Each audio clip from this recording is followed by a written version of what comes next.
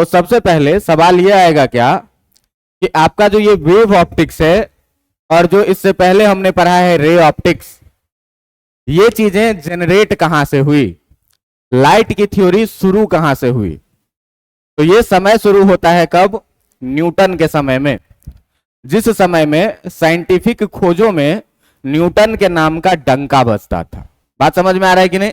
मतलब उसी समय में न्यूटन्स लॉज ऑफ मोशन देता है, उसी समय में न्यूटन्स लॉज ऑफ ग्रेविटेशन देता है, और इस तरह के बहुत सारे इंपॉर्टेंट रिसर्च के वजह से, बहुत सारे इंपॉर्टेंट थ्योरी के वजह से साइंटिफिक वर्ल्ड में न्यूटन का नाम बहुत ही सम्मान से लिया जाता है, और साइंटिस्टों के लिए न्यूटन एक तरह से खौफ का विषय है। जैसे क्रिकेटर में अगर अपने यहाँ का विराट कोहली बैटिंग में रहे तो बॉलर किस में रहता है? खौफ में रहता है। मतलब कोई एक स्टैंडर्ड लेवल का अगर कोई आदमी खेल रहा हो तो बाकी बैट्समैन किस में रहेगा? खौफ में रहेगा। उसी तरीके से अगर न्यूटन कोई बात बोल दिया, अगर वो झूठ भी है तो लोग उस बात का सम्मान करते थे। बात समझ में आ रहा है कि नहीं? मतलब न्यूटन का बोलबाला था किस चीज में? साइंटिफिक वर्ल्ड में। और लाइट की थ्योरी की जो सबसे पहली शुरुआत होती है वो शुरुआत होती है किससे? तो न्यूटन्स कॉर्पस्क्यूलर थ्योरी से। ये समय है कब की? करीब 1675 ईस्वी की।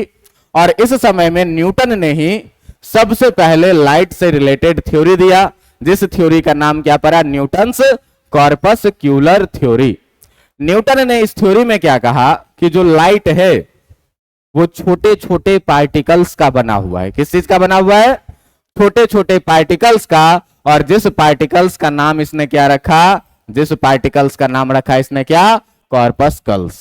और इसी कॉर्पस्कल्स के नाम पर इस थ्योरी का नाम क्या पड़ गया? कॉर्पस्क्यूलर थ्योरी। अब ये कॉर्पस्कल्स क्या है भाई? तो छोटा छोटा पार्टिकल है। अब इस पार्टिकल के बारे में न्यूटन ने क्या कहा कि these particles are elastic, these particles are rigid, massless and are of different shape and size. मतलब ये जो पार्टिकल होगा वो कैसा पार्टिकल होगा? इलास्टिक। इलास्टिक का मतलब कॉमनली अगर आप लोग समझें, अगर 11th में नहीं पढ़े हुए इलास्टिसिटी, तो आप सीधे सोचिए क्या कि अगर हम क्या करें, एक जेली मटेरियल लें और उसको दीवार पर फेंके तो वो क्या हो जाएगा? तो वो नॉन इलास्टिक चीज है। बात समझ में आ रहा है कि नहीं? और अगर कोई चीज को हम जितना वेलोसिटी से मारे उतना से ही वो वापस आ जाए तो उसे हम लोग क्या बोलेंगे? इलास्टिक बॉडी बोलेंगे। बात समझ में आ रहा है कि नहीं? मन में ऐसा सुनने में लगता है कि रबर ज्यादा इलास्टिक है कि स्टील ज्यादा इलास्टिक है? स्टील ज्यादा इलास्टिक है। बात समझ में आ रहा है कि नहीं? तो इस इलास्टिसिटी का जो डेफिनेशन आता है वो कहता है क्या कि कोई भी चीज डिफॉर्म कितना आसानी से हो जाएगा। मतलब डिफॉर्म हुआ, हम डिफॉर्म कर दिए एक्सटर्नल फोर्स से, और फिर वो अपने शेप में जितना इजीली आ जाएगा वो ज्यादा इलास्टिक है। तो एक रबर का स्केल ले और इसे ऐसे घुमा के तोड़ दे, मुड़ा हुआ ही रह जाएगा। लेकिन एक स्टील का स्केल ले और ऐसे घुमा करके छोड़ दें, फिर क्या हो जाएगा? तुरंत सीधा हो जाएगा। तो अपने ओरिजिनल पोजीशन में आने में इजीली कौन आता है? स्टील। इसीलिए स्टील क्या है? ज्यादा इलास्टिक है। रिजिड बॉडी का मतलब आप जानते हैं, जिसका शेप साइज क्या हो? फिक्स हो। मासलेस मतलब ऐसा पार्टिकल जिसका कोई मास नहीं हो, और डिफरेंट शेप एंड साइज का पार्टिकल है कौन? कॉर्पस्कल्स।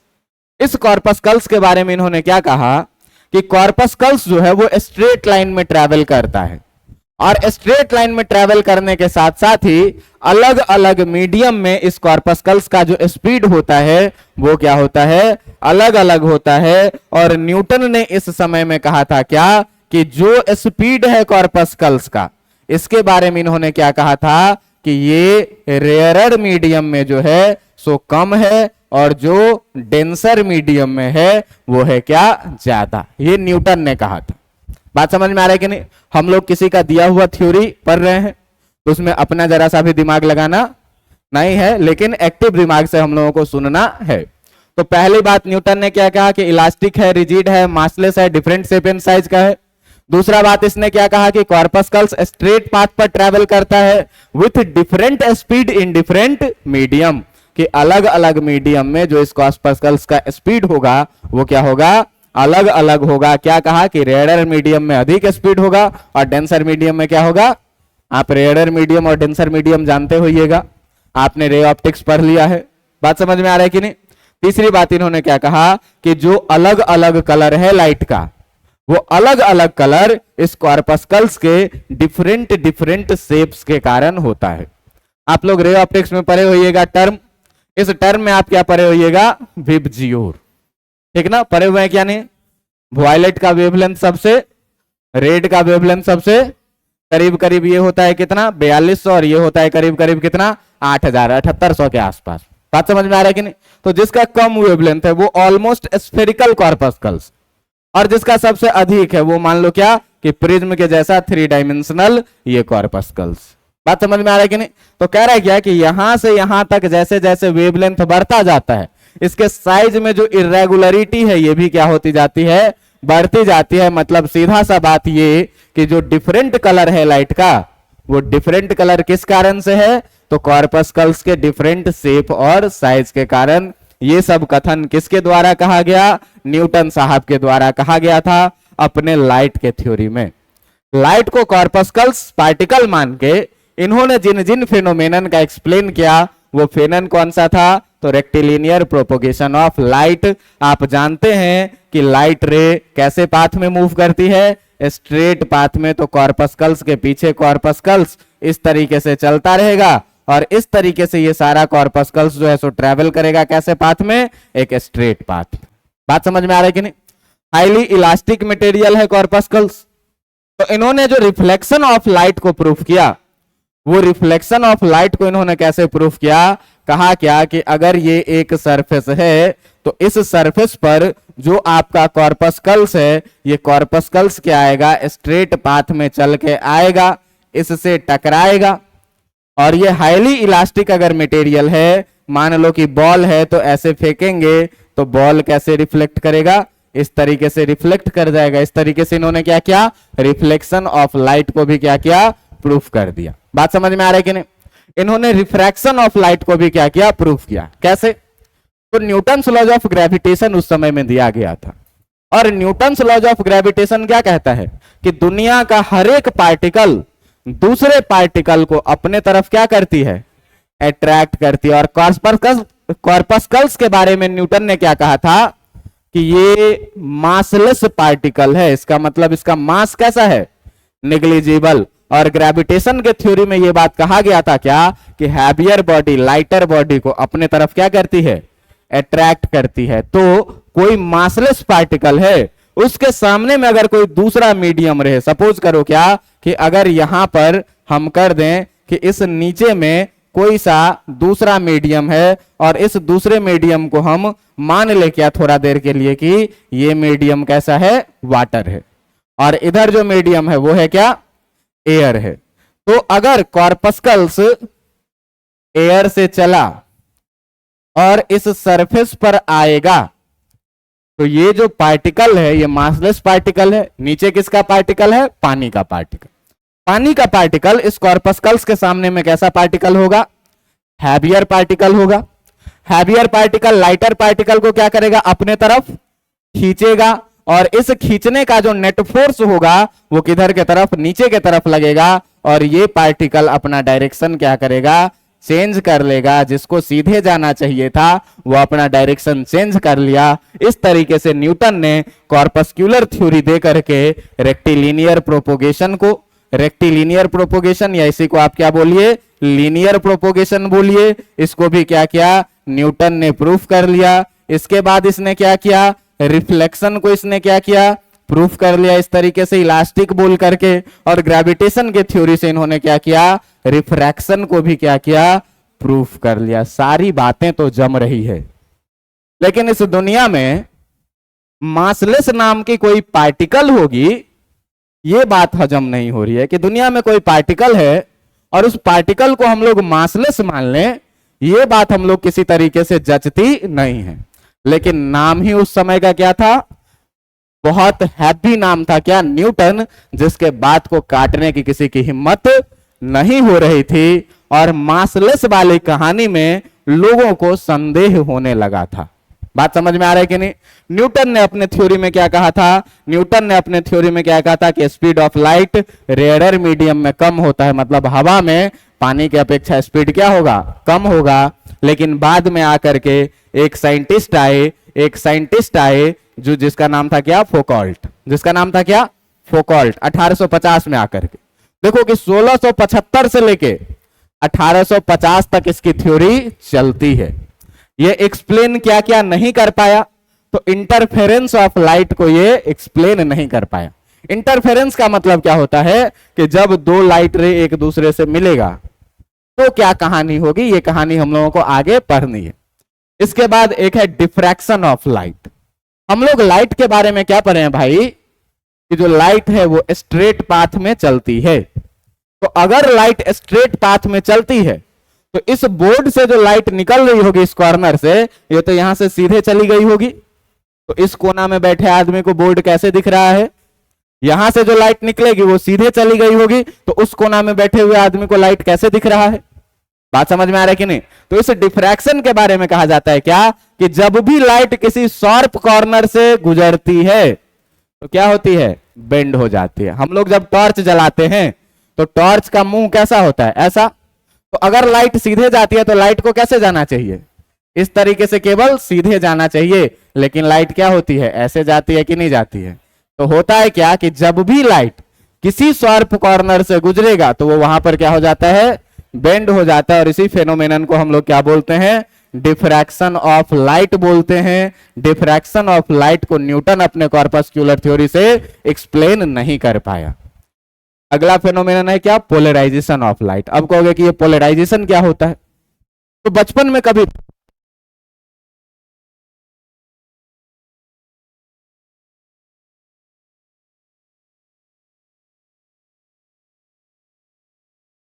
हेलो, जिस कार्ड में क्या,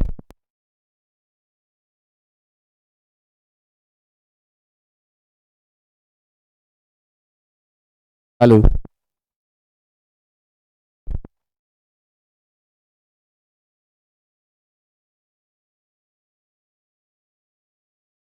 हेलो, जिस कार्ड में हम लोग क्या करते,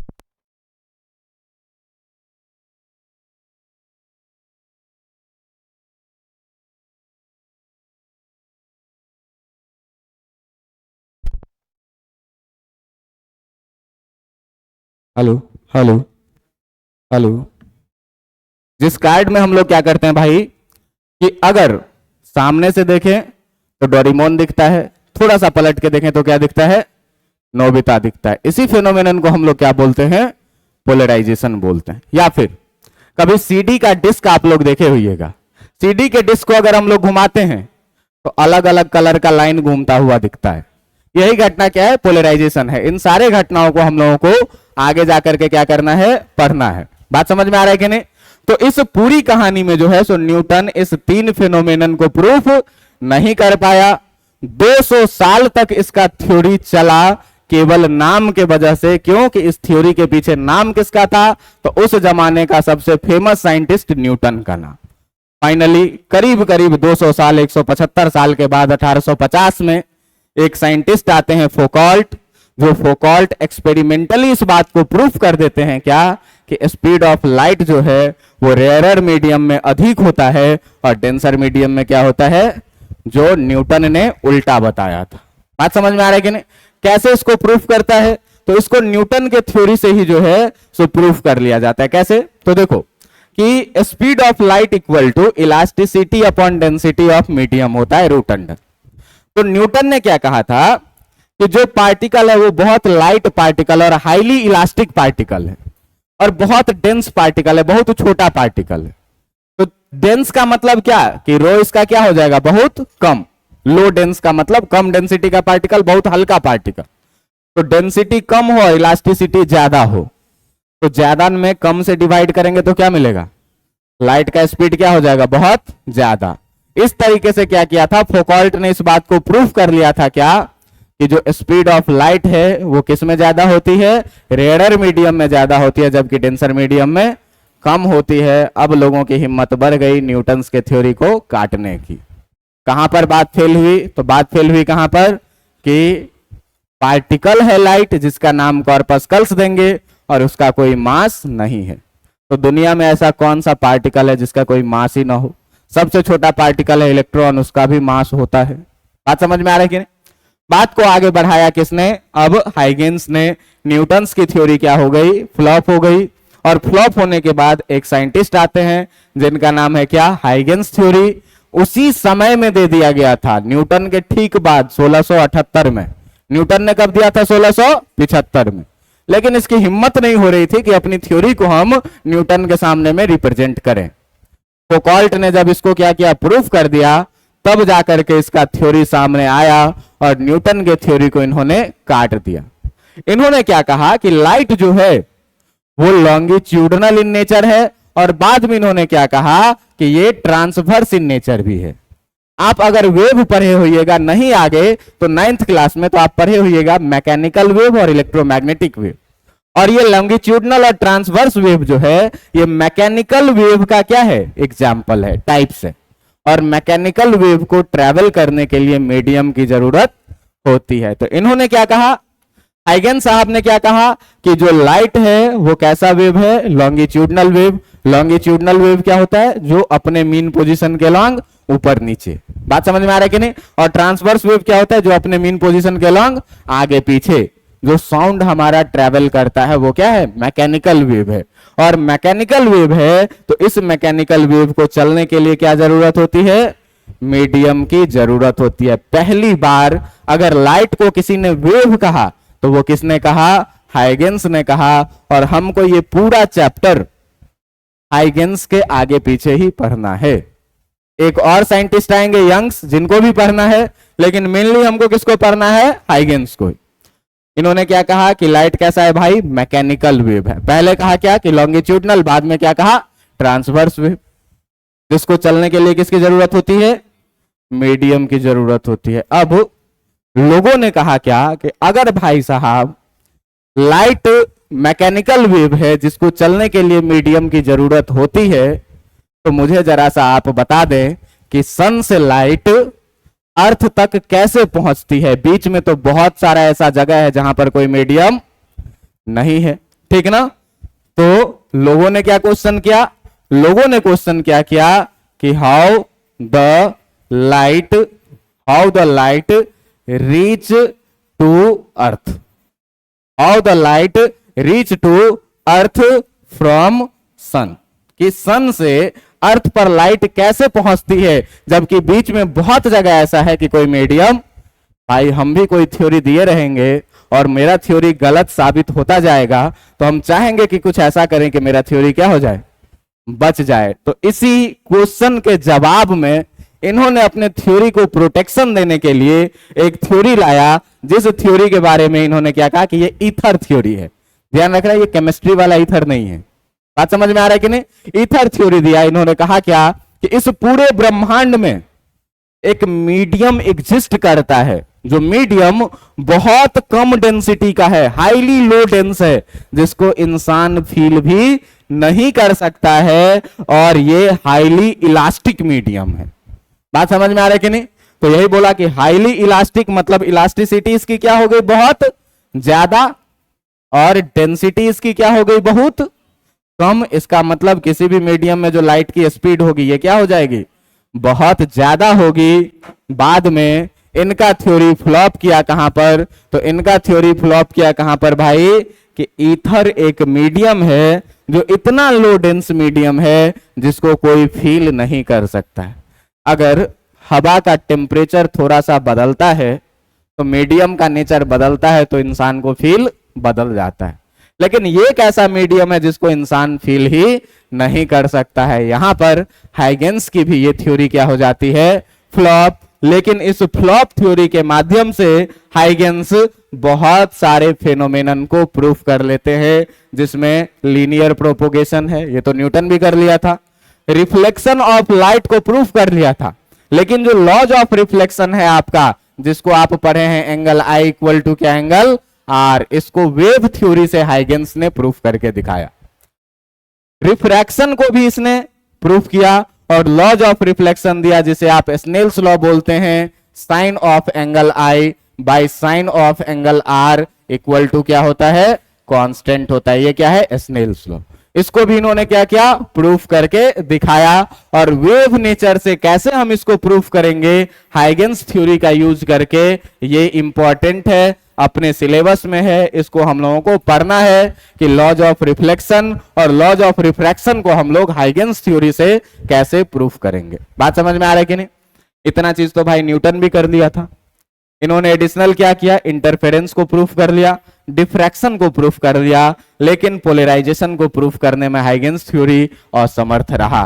एक ही चीज बचा जिसको ये एक्सप्लेन नहीं कर पाया। बात समझ में आया कि नहीं?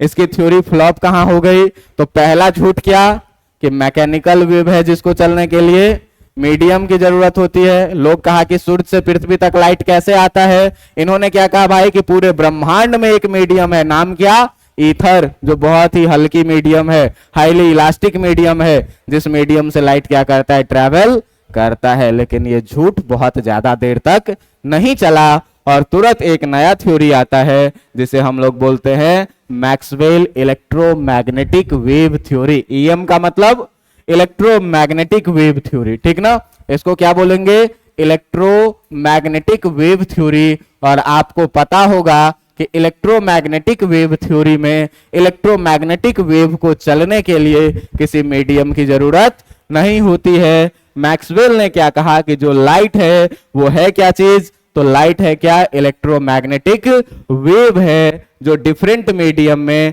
डिफरेंट स्पीड से चलती है। और इलेक्ट्रोमैग्नेटिक वेव को चलने के लिए किसी मीडियम की जरूरत, हाइगेंस का सारा झूठ धरा रह गया। बाद में हाइगेंस ने इस बात को एक्सेप्ट भी किया कि लाइट मैकेनिकल वेव नहीं है, लाइट कैसा वेव है, इलेक्ट्रोमैग्नेटिक वेव है। लेकिन मैक्सवेल केवल बस ये करेक्ट कर दिया हाइगेंस थ्योरी में, बाकी मैक्सवेल भी उन्हीं चीजों को एक्सप्लेन कर पाया जिन चीजों को जो है सो ये हाइगेंस ने एक्सप्लेन किया था। मतलब कि लीनियर प्रोपोगेशन को इसने भी किया, मतलब कि रिफ्लेक्शन को इसने भी किया, ठीक ना? मतलब कि रिफ्रैक्शन को इसने भी प्रूफ कर लिया, मतलब कि इंटरफेरेंस को इसने भी प्रूफ कर लिया, मतलब कि डिफ्रैक्शन को इसने भी प्रूफ कर लिया। लेकिन जब बात आई पोलराइजेशन की, तो पोलराइजेशन को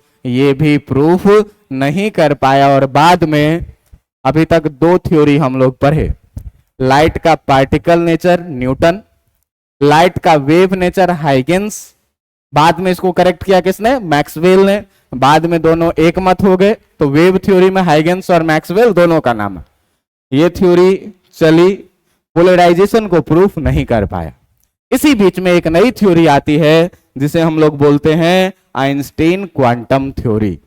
आइंस्टीन ने एक अलग ही मजाक कर दिया, क्या कि भाई साहब न्यूटन कह रहा था कि पार्टिकल है, हाइगेंस और मैक्सवेल ने क्या कहा कि लाइट क्या है, वेव है। अब इन्होंने क्या कहा, आइंस्टीन साहब ने, ये भी अपने आप में एक बहुत बड़ा नाम, इन्होंने क्या कहा कि लाइट जो है वो छोटे छोटे एनर्जी के पैकेट के रूप में ट्रेवल करती है। बात समझ में आ रहा है कि नहीं? कितने छोटे छोटे एनर्जी के पैकेट के रूप में ट्रेवल करती है। और इन पैकेट्स का नाम इन्होंने क्या दिया, इन पैकेट्स का नाम इन्होंने क्या दिया, फोटोन दिया। और इन्होंने क्या कहा कि हर फोटोन में जो एनर्जी होती है E इक्वल टू एच और न्यू, एच सी बाई कितना, लैम्डा।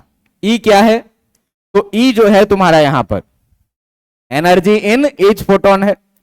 H के बारे में इन्होंने क्या बोला कि H जो है ये कितना होता है, प्लैंक्स कांस्टेंट, और इसका वैल्यू आपको पता होगा कितना होता है, 6.67 into 10 to the power -34 joule second. यही ना होता है, इसी के आसपास 66 या 67, ठीक है।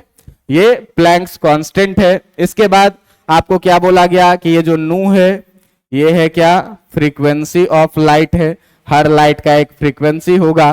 सी जो है ये क्या है, स्पीड ऑफ लाइट है, किस चीज में, तो स्पीड ऑफ लाइट इन किस चीज में, एयर या फिर किस में, वैक्यूम में, जो कि कितना होता है 3 into 10 to the power 8 metre पर सेकेंड के बराबर में। और लैम्डा के बारे में इन्होंने क्या कहा कि ये जो है ये क्या चीज है, वेव लेंथ ऑफ लाइट है। एक अलग ही कहानी आ गई। तीन कहानी आई। क्या? न्यूटन ने कहा पार्टिकल है, हाइगेंस और मैक्सवेल ने क्या कहा कि वेव है, इन्होंने क्या कहा कि एनर्जी है। अब माने तो माने किसका कहानी माने? इस तीनों पार्ट में एक कंट्रोवर्सी आ गई कि अब हम क्या माने लाइट को। तो इस तीनों के बीच में समझौता करने के लिए एक नए साइंटिस्ट आते हैं और इनका नाम होता है क्या? De Broglie. और डी ब्रॉगली साहब क्या कहते हैं कि लाइट का ड्यूअल नेचर होता है। लाइट अगर पार्टिकल के रूप में स्टडी किया जाए तो पार्टिकल नेचर डोमिनेट करता है वेव नेचर पर, वेव नेचर कमजोर पड़ जाता है। और जब हम वेव नेचर ऑफ लाइट को करते हैं तो क्या करता है? पार्टिकल नेचर क्या करता है? डोमिनेट कर जाता है। इसीलिए एक समय में हम लोग लाइट के एक ही नेचर को स्टडी करेंगे, या तो पार्टिकल नेचर को या तो वेव नेचर को। बात समझ में आया कि नहीं? क्या बोला कि लाइट का ड्यूअल नेचर होता है, पार्टिकल नेचर भी और वेव नेचर भी। लेकिन जब लाइट के पार्टिकल नेचर को स्टडी में लाएंगे, वेव नेचर क्या करेगा? कमजोर पड़ जाएगा। और जब वेव नेचर को पढ़ेंगे तो पार्टिकल नेचर क्या होगा? इसीलिए लाइट के एक टाइम में हम लोग को क्या करना है? एक ही नेचर को स्टडी करना है, या तो पार्टिकल नेचर को और या तो वेव नेचर को। अगर हम लोग भैया पार्टिकल नेचर को स्टडी करते हैं, अगर हम पार्टिकल नेचर को स्टडी करते हैं तो इसी पार्टिकल नेचर का स्टडी जो अभी तक आप लोग पढ़ रहे थे, क्या? रे ऑप्टिक्स, या इसी को आपने क्या बोला था? Geometrical optics. बात समझ में आ रहा है कि नहीं? और अगर लाइट के हम लोग वेव नेचर का स्टडी करते हैं तो वेव नेचर का स्टडी करते हैं तो यहां से क्या बनता है? Wave optics. अभी तक हम लोगों ने रे नेचर का, पार्टिकल नेचर का स्टडी कर चुका है, रे ऑप्टिक्स पढ़ चुका है, और अब बारी है किसकी? वेव नेचर को स्टडी करने की। मैं अभी आपको बता रहा था क्या कि लाइट के वेव नेचर में जो सबसे बड़ा नाम पढ़ना है वो किसका नाम पढ़ना है? हाइगेंस का। और हाइगेंस ने जो अपना वेव थ्योरी दिया था, उसी वेव थ्योरी को हम लोग हाइगेंस प्रिंसिपल के नाम से जानते हैं। और ये हाइगेंस प्रिंसिपल अपने आप में एक बहुत ही इंपॉर्टेंट टर्म है जो आपसे एग्जाम्स में पूछे जाते हैं कि हाइगेंस प्रिंसिपल क्या है। बात समझ में आ रहा है कि नहीं? तो हाइगेंस ने जब वेव नेचर बताया लाइट का, तो इन्होंने बहुत सारे फेनोमेनन को क्या किया? एक्सप्लेन किया। जिस एक्सप्लेनेशन में उसने बहुत सारा नया नया टर्म लाया, और उसी नए टर्म में जो सबसे पहला टर्म आया था वो किसका आया था? वेव फ्रंट को। अब ये सारी चीजें जो है सो आपको इमेजिन करनी है और फील करनी है। इन्होंने क्या कहा? सबसे पहले कि लाइट क्या है? वेव है। और जो कोई भी वेव ट्रेवल करता है, तुमको पता है कि जो कोई भी वेव ट्रेवल करता है ये इस तरीके से ट्रेवल करता है। और हम जो वेव का इक्वेशन लिखते हैं वो कितना लिखते हैं? ए साइन ओमेगा टी प्लस क्या? K x. इस पर एक्स और टी दोनों को रखोगे। जो ये तुम्हारा टी है टाइम है, ओमेगा फ्रीक्वेंसी है, ए जो होता है ये एम्पलीट्यूड की वाई में कितना डिस्प्लेसमेंट हुआ, और ये एक्स जो होता है ये इसका वेवलेंथ की एक्स में कितना डिस्प्लेसमेंट। बात समझ में आ रहा है कि नहीं? तो वेव का इक्वेशन कुछ इस तरीके से जाएगा। क्या? y equal to a sine omega t plus क्या? के एक्स में। टर्म आप सारा समझ रहे हैं। y पार्टिकल कितना ऊपर कितना नीचे जा रहा है, ओमेगा टी टाइम के साथ बदलेगा, और x में डिस्प्लेसमेंट भी आगे की तरफ क्या होता जाएगा? बढ़ता जाएगा। बात समझ में आ रहा है कि नहीं? ये चीजें है। तो हाइगेंस ने क्या कहा? आपको मैं इससे पहले अल्टरनेटिंग करंट पढ़ाया हूं, और अल्टरनेटिंग करंट में पढ़ाया हूं कि किसी भी वेव का जो एंगल होता है, इसी एंगल को हम लोग क्या बोलते हैं? फेज बोलते हैं। बात समझ में आ रहा है कि नहीं? इसी एंगल को क्या बोलते हैं? कहीं भी अगर वेव नेचर पढ़ो, साइन के साथ कॉस के साथ जो एंगल लगा हुआ है वही क्या है? फेज है। बात समझ में आ रही है? तो अब आता है क्या कि ये वेव फ्रंट होता क्या है। तो सबसे पहले वेव फ्रंट किसने सजेस्ट किया था? हाइगेंस ने। इन्होंने क्या कहा कि the locus of all particles in a medium vibrating in same phase is called wave front. क्या कह दिया भाई? ये तो समझ में ही नहीं आया। बात समझ में आ रही है कि नहीं? जरा सा सोचो, ये कि एक सोर्स है ये लाइट का, कोई सा पॉइंट सोर्स, तो इससे क्या होगा? चारों तरफ लाइट एक्सपेंड करेगा। हाइगेंस कह रहा है तो ये किस तरीके से एक्सपेंड करेगा? तो ये वेव के जैसे क्या होगा? चारों तरफ जो है सो ये लाइट क्या होगा? एक्सपेंड करेगा। कैसे?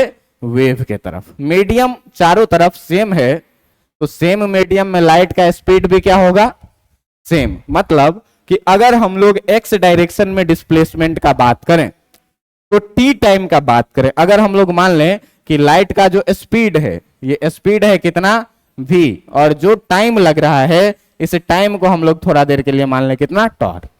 बात समझ में आ रहा है कि नहीं? तो इस सोर्स से जो एक्स डायरेक्शन में ट्रेवल करेगा, मान लो टॉर टाइम में, ये यहां पर पहुंचा तो ये कितना डिस्टेंस ट्रेवल करेगा, speed into time, v tau के बराबर में। बात समझ में आ रहा है कि नहीं? ये भी वेव कितना डिस्टेंस करेगा, उतना ही, ये भी वेव कितना डिस्टेंस करेगा, उतना ही, ये भी कितना, सारे तरफ जो है तो सारा वेव क्या डिस्टेंस करेगा, सेम डिस्टेंस ट्रेवल करेगा। इसका मतलब कि ये सारा सेम फेज में चल रहा है। हम टाइम फिक्स कर दें, डिस्प्लेसमेंट भी फिक्स हो जाएगा, फेज क्या हो जाएगा, फिक्स हो जाएगा, मतलब सेम फेज की बात हो जाएगी। बात समझ में आ रहा है कि नहीं? टाइम भी उतना ही लगेगा, डिस्प्लेसमेंट भी उतना ही होगा। तुम देख लो सारा डिस्प्लेसमेंट किसके बराबर में, v टॉर के बराबर में। सारा डिस्प्लेसमेंट कितने के बराबर में, v टॉर के बराबर में। x सबके लिए क्या हो गया, फिक्स हो गया, और टाइम भी सबके लिए क्या है, फिक्स। तो अगर टाइम फिक्स और x फिक्स तो ये पूरी कहानी क्या, फिक्स। k भी कांस्टेंट होता है, ओमेगा भी क्या होता है, कांस्टेंट, सेम फेज हो गया। अब इसी पार्टिकल का लोकस का मतलब तुम पढ़े हुए होगे, अगर मैथ्स थोड़ा सा पढ़े हुए हो तो, कि किसी भी पार्टिकल के मूवमेंट का जो पाथ होता है उसी पाथ को हम लोग क्या कहते हैं, लोकस कहते हैं। तो इस सारे पार्टिकल को अगर आप क्या करें, मिला दें तो एक इस तरीके से कहानी बनेगी, और ये 3 डायमेंशनल कहानी बनेगी। ये कैसी कहानी बनेगी, स्फेरिकल कहानी बनेगी। क्यों कि लाइट आगे भी जा रहा है, पीछे भी जा रहा है, ऊपर भी जा रहा है, नीचे भी जा रहा है, और ऐसे ऐसे सारे पॉइंट्स को अगर हम लोग मिला देंगे तो कैसा कहानी बन जाएगा। और ये जो स्फेरिकल कहानी बना, इसी स्फेरिकल कहानी का नाम क्या पड़ जाएगा, इसी कहानी का नाम क्या पड़ जाएगा, वेव फ्रंट। इसी को हम लोग क्या बोलेंगे, वेव फ्रंट बोलेंगे। तो हाइगेंस साहब ने क्या कहा, हाइगेंस साहब ने क्या कहा कि भाई साहब locus of all particles, light particle के जैसा मूव कर रहा है सेम फेज में, मतलब क्या, सब इक्वल डिस्टेंस पर सोर्स से, same phase in a medium, किसी एक मीडियम में, और वेव के जैसे ये वाइब्रेट कर रहा है, तो इसी को हम लोग क्या बोलेंगे, वेव फ्रंट। तुम ऐसे सोचो सीधा सा कि हम क्या करें कि यहां पर 20 आदमी को खड़ा करें, और हम कहे क्या भाई कि हम 1 बोले तो 1 कदम पीछे हट जाना है, 2 बोले 1 कदम और पीछे, 3 बोले 1 कदम और पीछे। तो हम टाइम बोले 1, मतलब फेज कितना मानो 1, क्या बनेगा, सर्कल बनेगा। हम टाइम बोले 2 तो फेज बदल गया, तो सर्कल और बड़ा बन जाएगा। हम टाइम बोले 3 तो सर्कल और बड़ा बन जाएगा, सर्कल ही तो बनता जाएगा। मतलब कि अगर सोर्स रहे पॉइंट तो पहला वेव फ्रंट पहले फेज का ये, दूसरे फेज का ये, तीसरे फेज का ये, चौथे फेज का ये सारी चीजें जो है ये क्या है, वेव फ्रंट है। और मैं आदमी वाला एग्जांपल दे करके आपको 2 डायमेंशनली समझाया। यही चीज सोचिए कि अगर 3 डायमेंशनली हो तो जो सर्कल है वो किस में बदल जाएगा, स्फीयर में बदल जाएगा। बात समझ में आ रहा है कि नहीं? ये कहानी किसकी, वेव फ्रंट की। तो जैसे ही आपसे हाइगेंस प्रिंसिपल पूछे तो सबसे पहले आपको क्या लिखना है, वेव फ्रंट का वो डेफिनेशन लिखना है। बात समझ में आ रहा है? अब वेव फ्रंट हो गई भाई, तो अब इसके बाद क्या आता है, ये कहता है क्या कि जो वेव फ्रंट चलेगा वो हमेशा ही रे के परपेंडिकुलर होगा। जो वेव फ्रंट होगा वो ऑलवेज परपेंडिकुलर टू क्या होगा, लाइट रे। तुम सोचो कि जरा सा हम बात करें क्या कि किसी पॉइंट सोर्स का, ये है क्या, एक पॉइंट सोर्स है, कोई सा लाइट का सोर्स है। सपोज करो कि ये बल्ब है, तो इस बल्ब से जो लाइट रे निकलेगा वो लाइट रे कैसे निकलेगा भाई, तो चारों तरफ निकलेगा, चारों तरफ निकलेगा इस तरीके से, रेडियली चारों तरफ ये क्या होगा, निकलेगा, रेडियली चारों तरफ निकलेगा, रेडियली चारों तरफ निकलेगा, हर दिशा में निकलेगा, चारों तरफ नहीं को, इसको 8 तरफ को। क्यों कि लाइट रे निकलेगा कैसे, 3 डायमेंशनली, ऐसे लाइट रे निकल रहा है। और अभी हम लोग पढ़े हैं क्या कि जो अपना पॉइंट सोर्स है, इस पॉइंट सोर्स के कारण जो वेव फ्रंट बनता है, ये वेव फ्रंट कैसा, कुछ इस तरह का बनता है। तो तुम देखोगे क्या कि ये जो लाइट का रे है ये रेडियली है, और सर्कल का रेडियस उसके सरफेस पर हमेशा ही क्या होता है, हमेशा क्या होता है, परपेंडिकुलर होता है। तो ये बात आपको ध्यान में रखना है कि ये रे है और ये चीज आपका क्या है, वेव फ्रंट है। तो वेव फ्रंट और लाइट का रे हमेशा ही कैसा होगा, परपेंडिकुलर होगा। ये बात आपको याद रखना है। ये हाइगेंस प्रिंसिपल का अगला पॉइंट है। बात समझ में आ रहा है कि नहीं? इसके बाद अगर बात करें क्या हम लोग, wave front due to different sources. अभी हम लोग पढ़ रहे थे कि लाइट का जो सोर्स है वो कैसा कैसा सोर्स हो सकता है। एक बल्ब पॉइंट सोर्स के जैसा, ट्यूबलाइट लीनियर सोर्स के जैसा, और ये स्क्रीन इनफाइनाइट सोर्स के जैसा। इस स्क्रीन से लाइट निकलेगा कैसा, पैरेलल लाइट।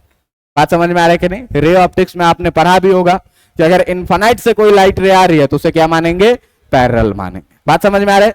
तो इस तीन सोर्स के कारण हम लोगों को क्या करना है, हम लोगों को देखना है कि वेव फ्रंट कैसे बनता है। तो पहला देखेंगे क्या, ड्यू टू कैसा सोर्स, तो ड्यू टू कैसा सोर्स, पॉइंट सोर्स। कि पॉइंट सोर्स के कारण जो है सो आपका वेव फ्रंट कैसा बन रहा है। आपको मैं अभी दिखा रहा था क्या, कि अगर ये पॉइंट सोर्स है तो मान लो कि 1 बोले तो लाइट रे इतना डिस्टेंस ट्रेवल किया, पहला वेव फ्रंट। 2 बोले तो लाइट रे इतना डिस्टेंस ट्रेवल किया, दूसरा वेव फ्रंट। 3 बोले तो इतना किया, तीसरा वेव फ्रंट। इस तरीके से क्या होता जाएगा, एक्सपेंड होता जाएगा। तुम लाइट के वेव को, वेव फ्रंट को अगर ऐसे नहीं फील कर पा रहे हो तो अब जरा सा मेरे साथ आओ, तालाब के किनारे कभी बैठे हुए हो, तालाब में पत्थर फेंके हुए हो, अगर नहीं फेंके हुए हो तो जा करके और फेंकना, ठीक ना। लोग कहेगा क्या कि पागल हो गया है, लेकिन तुम ये बात सोचना कि हम वेव का स्टडी कर रहे हैं। देखो भाई, अगर तालाब में पानी एकदम पूरा शांत है और हम एक पत्थर उठाएं और बीच में फेंक दें तो वेव बनता है कि नहीं? कैसा वेव बनता है? एक ही बनता है क्या? बहुत सारा सर्कल सर्कल, एक के बाद एक, एक के बाद एक, एक के बाद एक, एक के बाद एक। इसी कहानी को 3 डायमेंशनली सोचो तो सर्कल को क्या बना दें, स्फीयर। और वो जितना तुमको सर्कल दिख रहा है वो सारा क्या है, वेव फ्रंट है। तो यहां अगर पॉइंट पर फेंके तो कैसा आया, बात समझ में आ रहा है कि नहीं? ये सारा क्या बन गया, वेव फ्रंट। तो अगर पॉइंट सोर्स रहेगा तो due to the point source ये जो हो जाएगा क्या, कॉन्सेंट्रिक, एक ही सेंटर से जो बहुत सारे स्फीयर्स होंगे वही क्या हो जाएंगे, आपके वेव फ्रंट हो जाएंगे। पानी वाला एग्जांपल से ज्यादा अच्छा समझ में आया आपको? अच्छा, अगर सोर्स जो हो, वो सोर्स जो हो दूसरा, ये कैसा सोर्स रहे, लीनियर सोर्स रहे। अगर सोर्स कैसा रहे, लीनियर सोर्स रहे, तब कहानी क्या होगी। तो तुम सोचो कि अगर ट्यूब लाइट है तो लीनियर सोर्स है ऐसा, तो इसके कारण लाइट कैसे निकलेगा, रे कैसे निकलेगा भाई, तो चारों तरफ निकलेगा, आगे पीछे बाएं दाएं। लेकिन एक टाइम में अगर हम लोग देखें, चारों तरफ का स्टडी करें, तो जो वेव फ्रंट आपको दिखेगा, ये वेव फ्रंट कैसा दिखेगा, सिलिंड्रिकल दिखेगा। बात समझ में आ रहा है कि नहीं आ रहा है? वेव फ्रंट कैसा दिखेगा। अच्छा, ये एक ही सिलेंडर बनेगा क्या, एक के बाद एक, एक के बाद एक, एक के बाद एक। बात समझ में आ रहा है कि नहीं? ऐसे ही सोचो कि पानी में पत्थर नहीं फेंके, अब क्या किए, डंडा गिरा दिए, तो पानी का सरफेस पर सर्कल बन रहा है तो वो नीचे तक बन रहा होगा, और नीचे तक बन रहा है तो क्या बन रहा होगा, सिलेंडर। उसके बाद फिर सिलेंडर, उसके बाद फिर सिलेंडर, जिसका सारा का एक्सिस क्या होगा, सोर्स होगा। बात समझ में आ रहा है कि नहीं? तो लीनियर सोर्स के कारण जो आपका वेव फ्रंट बनेगा, इसको हम लोग क्या बोलेंगे, कोएक्सियल सिलिंडर्स। कैसा बनेगा, कोएक्सियल सिलिंडर्स जो है, सो ये क्या बनेगा, आपका वेव फ्रंट बनेगा। इसको शॉर्ट में हम लोग WF लिखेंगे। बात समझ में आ रहा है कि नहीं? पॉइंट सोर्स के जैसा स्फेरिकल याद रखना है, कैसा, कॉन्सेंट्रिक स्फेरिकल। लीनियर सोर्स के जैसा सिलिंड्रिकल याद रखना है, कैसा, कोएक्सियल सिलिंड्रिकल। और अगर अगर अगर ड्यू टू इनफाइनाइट सोर्स आपसे पूछा जाए, कैसा पूछा जाए, इनफाइनाइट सोर्स। अच्छा, ध्यान देना कि अभी हम बोल रहे थे क्या, कि जो लाइट रे होगा ये हमेशा ही क्या होगा, वेव लेंथ के, वेव फ्रंट के कैसा, परपेंडिकुलर। तो ये अगर रे है तो वेव फ्रंट के कैसा है, ये अगर रे है तो वेव फ्रंट के कैसा है, ये अगर रे है तो वेव फ्रंट के कैसा है, परपेंडिकुलर है। किसी भी डायरेक्शन में कभी भी हमेशा याद रखना है कि वेव फ्रंट लाइट रे के हमेशा कैसा होगा, परपेंडिकुलर होगा। ये बहुत इंपॉर्टेंट लाइन है, याद रखना है क्या, कि वेव फ्रंट और लाइट रे क्या होगा, परपेंडिकुलर होगा। इसी कॉन्सेप्ट का यूज करके लॉज ऑफ रिफ्लेक्शन और लॉज ऑफ रिफ्रैक्शन को आगे मैं आपको प्रूफ करके दिखाऊंगा। बात समझ में आ रहा है कि नहीं? और एग्जाम में पूछ देता है कभी कभी 4 नंबर 5 नंबर में क्या कि हाइगेंस प्रिंसिपल का यूज करके लॉज ऑफ रिफ्लेक्शन को एक्सप्लेन कीजिए। हाइगेंस प्रिंसिपल का यूज करके लॉज ऑफ रिफ्रैक्शन को क्या करिए? एक्सप्लेन करिए। रे ऑप्टिक्स में हम लोग सिंपल ज्योमेट्री का यूज करके प्रूफ किए हुए हैं, लेकिन वेव ऑप्टिक्स में क्या करना है? हाइगेंस प्रिंसिपल का यूज करके करना है। आगे आपको दिखाएंगे। यहां भी देखो कि अगर लाइट रे निकलेगा तो कैसे निकलेगा? वेव फ्रंट के परपेंडिकुलर, वेव फ्रंट के क्या? परपेंडिकुलर। इसी तरीके से अगर आपसे क्या कहे कि इनफाइनाइट सोर्स है, इनफाइनाइट सोर्स का मतलब सीधे सीधे क्या होता है कि जो लाइट रेज होगा वो कैसा होगा भाई? लाइट रेज कैसा होगा? पैरेलल होगा। और पैरेलल लाइट रेज है तो वेव फ्रंट हमको ऐसा बनाना है जो लाइट रेज के क्या होगा? Perpendicular. Wave front always perpendicular to क्या? Light rays. ये जो है तुम्हारा ये क्या है? रेज है। और अगर सोचो कि मैं वेव फ्रंट बना लूं कैसा? कुछ इस तरीके से कि ये क्या हो जाए? इसके परपेंडिकुलर। तुम ध्यान देना कि बोर्ड से जो लाइट निकल रही है कैसे? ऐसे। तो बोर्ड का जो प्लेन है वो क्या है? Wave front. अगला, फिर अगला, फिर वेव फ्रंट बढ़ता जाएगा। तो पैरेलल लाइट आ रही है रे, तो वेव फ्रंट कौन है? बोर्ड का प्लेन। क्या है? रेज के परपेंडिकुलर। बात समझ में आ रहा है कि नहीं? अगला फिर कैसा हो जाएगा? कुछ इस तरह से, है ना? ये भी क्या है? हमेशा ही बोर्ड के परपेंडिकुलर। ये भी है क्या? Wave front. और ये भी है क्या? बोर्ड के परपेंडिकुलर। अगला फिर कैसा हो जाएगा? कुछ इस तरह से। ये भी है क्या? हमेशा ही बोर्ड के परपेंडिकुलर। तो इस तरीके से इनफाइनाइट वेव फ्रंट्स बनेंगे यहां से यहां तक में। लेकिन हमेशा वेव फ्रंट जो है, हमेशा जो वेव फ्रंट है, हमेशा जो वेव फ्रंट है वो क्या होगा भाई? रेज के क्या होगा? परपेंडिकुलर होगा। इस बात को आपको स्ट्रिक्टली ध्यान में रखना है। बात समझ में आ रहा है कि नहीं? चलिए आगे बढ़ते हैं। आगे जो है सो आपसे क्या कहा कि अब हाइगेंस प्रिंसिपल का दूसरा पार्ट। दूसरा पार्ट क्या कहता है? दूसरा पार्ट क्या कहता है इसको पहले समझो। कहता क्या है कि भाई मान लो कि कोई सा सोर्स था अपने पास। मान लो क्या कि कोई सोर्स था अपने पास, तो हर एक सोर्स क्या करता है? ये था सोर्स, और इस सोर्स ने एक वेव फ्रंट बनाया कैसा? स्फेरिकल। तो हाइगेंस प्रिंसिपल का दूसरा पार्ट क्या कहता है? कहता है क्या कि इस वेव फ्रंट पर का हर एक पॉइंट एक नए सोर्स के जैसा बिहेव करने लगता है। क्या करने लगता है? एक नए सोर्स के जैसा बिहेव करने लगता है। मतलब कि इस वेव फ्रंट पर जितना भी पॉइंट है ये अपने आप में क्या करने लगेगा? एक नया सोर्स के जैसा बिहेव करने लगेगा। और जब ये नया सोर्स के जैसा बिहेव करने लगेगा तो हर एक सोर्स अपना फिर से क्या करेगा? वेव फ्रंट बनाएगा। तो ये जो सोर्स अपना वेव फ्रंट बनाएगा, ये वेव फ्रंट होगा कैसा? ये जो सोर्स अपना वेव फ्रंट बनाएगा ये वेव फ्रंट होगा कैसा? कुछ इस तरीके से। ये जो होगा कैसा? कुछ इस तरीके से। ये जो होगा, ये जो होगा ये कैसा? ये जो होगा कैसा? कुछ इस तरीके से। मतलब कि हर सोर्स अपना क्या कर रहा है भाई? एक नया क्या कर रहा है? वेव फ्रंट बना रहा है। और इसी नए वेव फ्रंट को जो है सो बोला जाता है एक नया नाम देकर के क्या कि ये जो हर एक सोर्स, पहला पॉइंट क्या बोला कि each point on the wave fronts behaves like a new source. Technical language में नए सोर्स को न्यू डिस्टरबेंस कहते हैं। क्यों? कि वेव ड्यू टू डिस्टरबेंस ही होता है। रस्सी बंधा हुआ है टाइट, नहीं छेड़े, कोई वेव नहीं, डिस्टर्ब कर दिए, वेव बन गया। बात समझ में आ रहा है कि नहीं? तो सोर्स को ही एक नया नाम क्या दिया जाता है? डिस्टरबेंस। और इसी को ये देखना, ये जो था तुम्हारा क्या था? Wave front. बात समझ में आ रहा है कि नहीं? और ये जो नया सोर्स अपना बनाया इसको बोला जाता है क्या? Secondary wavelets. इसको क्या बोला जाता है? Secondary wavelets. और इस सारे सेकेंडरी वेवलेट्स पर मिला करके अगर हम एक टेंजेंशियल सरफेस बना लेंगे तो ये जो टेंजेंशियल सरफेस बन जाएगा यही जो हो जाएगा ये क्या हो जाएगा? New wave front. बात समझ में आ रहा है कि नहीं मैं क्या बोल रहा हूं? एक सोर्स था, इसने अपना वेव फ्रंट बनाया। इस वेव फ्रंट पर का हर एक पॉइंट अपने आप में क्या एक सोर्स के जैसा बिहेव करने लगा। फिर हर सोर्स क्या करेगा? अपना अपना वेव फ्रंट बनाएगा। अपना अपना वेव फ्रंट बनाएगा, इसे क्या बोलेंगे? सेकेंडरी वेवलेट्स बोलेंगे। और सारे सेकेंडरी वेवलेट्स को अगर हम टेंजेंशियली मिला देंगे तो एक नया सरफेस बनेगा जिसे न्यू वेव फ्रंट बोलेंगे। फिर कहानी रिपीट होगी क्या कि इस नया वेव फ्रंट का फिर हर एक पॉइंट एक नया सोर्स के जैसे बिहेव करेगा। सब फिर क्या करेगा? अपना अपना वेव फ्रंट बनाएगा, सब वेव फ्रंट बनाएगा, फिर सबको टेंजेंशियली बना देंगे अगला वेव फ्रंट। ये कहानी क्या होती रहेगी? रिपीट होती रहेगी। और लाइट धीरे धीरे इस सोर्स से आगे की तरफ क्या होता जाएगा? प्रोपोगेट करता जाएगा। बात समझ में आ रही है कि नहीं आ रही है?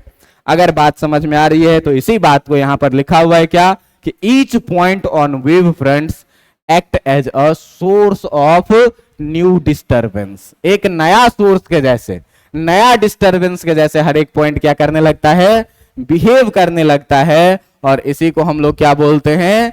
सेकेंडरी वेवलेट्स बोलते हैं। और जब सेकेंडरी वेवलेट्स को हम लोग स्फेरिकल सेकेंडरी वेवलेट को अगर हम लोग बना देते हैं एक टेंजेंशियल, तो ये जो चीज बन के आ जाता है, ये क्या बन के आ जाता है? देखो यहां लिखा हुआ है न्यू वेव फ्रंट, यहां पर लिखा हुआ है इसके बारे में सेकेंडरी वेवलेट।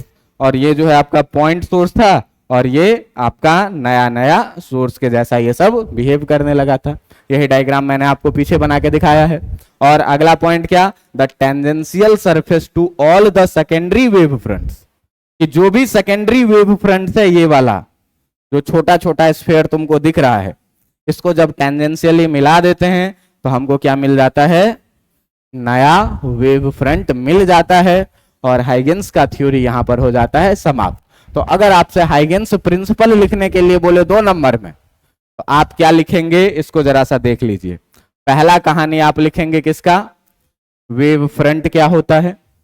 दूसरा कहानी आप लिखेंगे कि the direction of propagation of light, मतलब लाइट रे वेव फ्रंट के हमेशा क्या होगा? परपेंडिकुलर। ये चीज आप नहीं लिखेंगे, ये चीज आप नहीं लिखेंगे। अगली कहानी जो आप लिखेंगे वो ये वाली कहानी लिखेंगे, क्या कि वेव फ्रंट का हर एक पॉइंट एक नया सोर्स के जैसे बिहेव करने लगेगा। वो सोर्स अपना वेव फ्रंट बनाएगा जिसे हम लोग क्या बोलेंगे? सेकेंडरी वेवलेट्स बोलेंगे। और सारे सेकेंडरी वेवलेट्स को अगर हम टेंजेंशियली मिला देंगे तो एक नया वेव फ्रंट मिलेगा। और इस तरीके से कहानी आगे बढ़ती जाएगी। हाइगेंस प्रिंसिपल यहां पर हो गया समाप्त। और हाइगेंस प्रिंसिपल समाप्त हो गया तो हम लोग चाहते हैं क्या कि थोड़ा सा टाइम दें और देखें ये कि अगर आप पढ़े होइएगा कभी कि अपने पास अगर मान लीजिए क्या कि कोई सा लेंस है, कॉन्वेक्स लेंस, और इस कॉन्वेक्स लेंस से अगर कोई पैरेलल लाइट रे आए तो ये पैरेलल लाइट रेज रिफ्लेक्शन के बाद किसी पॉइंट पर आकर के क्या होती है? मिल जाती है। और इसी पॉइंट को हम लोग क्या कहते हैं? इसी पॉइंट को हम लोग क्या कहते हैं? फोकस कहते हैं। आपको क्या कहे कि इस तरह के लाइट सोर्स के कारण जो है सो आप जरा सा क्या करिए? ड्रॉ कीजिए। क्या? तो ड्रॉ द वेव फ्रंट। क्या करना है आपको?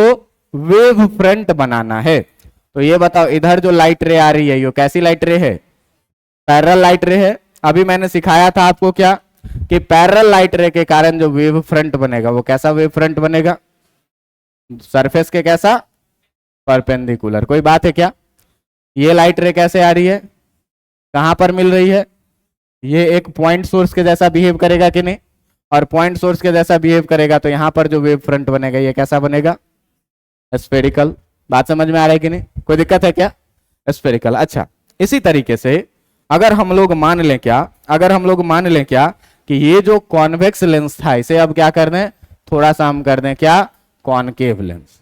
और इस कॉनकेव लेंस पर आपने पढ़ा है कि जब भी पैरेलल लाइट रे आती है, जब भी पैरेलल लाइट रे आती है तो ये पैरेलल लाइट रे रिफ्रैक्शन के बाद किसी एक पॉइंट पर मिलती नहीं है, ये मिलती हुई क्या होती है?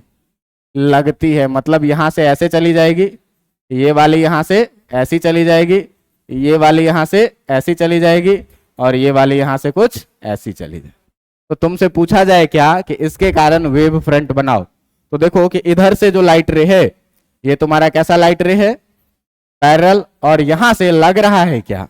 लग रहा है क्या कि इस पॉइंट सोर्स से लाइट रे चारों तरफ क्या हो रही है? निकल रही है। तो यहां पर अगर आपका वेव फ्रंट होगा तो वो कैसा होगा, सरफेस के परपेंडिकुलर। बात समझ में आ रहा है कि नहीं? और ये पॉइंट सोर्स के जैसा बिहेव करेगा तो यहां से जो आपका वेव फ्रंट हो जाएगा ये कैसा हो जाएगा। बात समझ में आ रहा है कि नहीं आ रहा है? अगर आपके पास दे दे क्या, एक कॉनकेव मिरर दे दे, और कॉनकेव मिरर में ये प्रिंसिपल एक्सिस कहे क्या कि लाइट रे ऐसे आया और फोकस पे मिल गया, लाइट रे ऐसे आया और फोकस पे क्या हो गया, मिल गया। अब बताओ कि इसके कारण वेव फ्रंट कैसा बनाओगे? तो देखो इधर है कैसा लाइट, पैरेलल लाइट, तो पैरेलल लाइट के कारण वेव फ्रंट कैसा बनेगा, सरफेस के, यहां पर वेव फ्रंट कैसे बनेगा, सरफेस के परपेंडिकुलर। लेकिन ये कैसा बिहेव करेगा, पॉइंट सोर्स के जैसा, तो इसके कारण वेव फ्रंट कैसा बनेगा। बातें समझ में आ रही है कि नहीं आ रही है? बातें समझ में आ रही है। तो इस प्रकार से हाइगेंस प्रिंसिपल का ये लेक्चर यहां पर होता है समाप्त। इस पूरी कहानी में आपको लाइट थ्योरी बस फील लेने के लिए पढ़ाई गई है, जिसमें आपको क्या पढ़ाया गया, न्यूटन्स कॉर्पस्क्यूलर थ्योरी क्या कहता है, क्यों फेल हुआ, क्या क्या काम कर पाया, हाइगेंस थ्योरी क्या कहा, कहां पर फेल हुआ, क्या क्या काम किया, मैक्सवेल थ्योरी कहां काम किया, किस तरीके से आया, आइंस्टीन थ्योरी क्या कहा, किस तरीके का काम किया। अच्छा, आइंस्टीन का थ्योरी फेमस क्यों हो गया? ये तो कुछ छोटा सा एक पॉइंट लेकर के आया था, आइंस्टीन का थ्योरी कैसे फेमस हो गया? आइंस्टीन के थ्योरी के द्वारा ये बात ध्यान रखना कि he can only explain the phenomenon of polarization, कि जिस पोलराइजेशन को आज तक किसी ने नहीं प्रूफ कर पाया उसको किसने कर दिया, आइंस्टीन ने, एनर्जी मान करके। इसीलिए ये थ्योरी क्या किया, बूस्ट कर गया। बात समझ में आ रहा है कि नहीं? तो अगर लाइट का डेफिनेशन हम लोग पढ़ते हैं तो क्या पढ़ते हैं कि light is the form of energy. Einstein साहब खुश, क्या बोले, light is the form of energy which have dual nature, particle nature, Newton साहब खुश, as well as wave nature, Huygens साहब और मैक्सवेल साहब खुश। ये काम किसने किया, डी ब्रॉगली ने। डी ब्रॉगली ने कैसे डिफाइन किया लाइट को, कि light is the form of energy. कौन खुश हो गया, आइंस्टीन। लाइट का ड्यूअल नेचर होता है, एक पार्टिकल नेचर, कौन खुश हो गया, न्यूटन, और एक कौन सा, वेव नेचर, कौन खुश हो गया, हाइगेंस और मैक्सवेल। इस तरीके से जो है सो लाइट की थ्योरी क्या होती है, आरंभ होती है। मैं यहां बात मिस कर गया था बताते बताते कि आइंस्टीन के क्वांटम थ्योरी के द्वारा केवल और केवल एक फेनोमेनन को एक्सप्लेन कर गया, जो फेनोमेनन कौन सा था, पोलराइजेशन का। आपको याद हो कि पोलराइजेशन आज से पहले किसी से भी प्रूफ नहीं हुआ था और उसको इसने कर दिया, इसीलिए आइंस्टीन का क्वांटम थ्योरी क्या हो गया, हिट कर गया। अच्छा, क्या यही 4 लोग थ्योरी दिए होंगे?